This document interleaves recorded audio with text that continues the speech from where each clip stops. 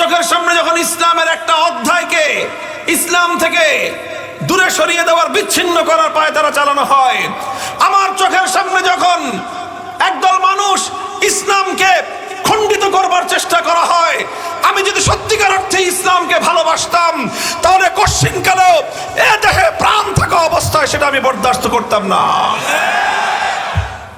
আমাদের সাথে সংঘাত এই জন্যই তৈরি হয়, অনেকের আমাদের সাথে শত্রুতা এই জন্যই। আমাদের সাথে শত্রুতা দুশ্মনী অন্য কোনো কারণে নয়। আমাদের সাথে শত্রুতা দুশ্মনী দুনিয়ার সম্পদ নিয়ে নয়। আমাদের সাথে শত্রুতার দুশ্মনী দুনিয়ার ক্ষমতা নিয়ে নয়। আমাদের সাথে দুশ্মনী আর শত্রুতার লড়াই এটা দুনিয়ার কোনো স্বার্থ নিয়ে নয়।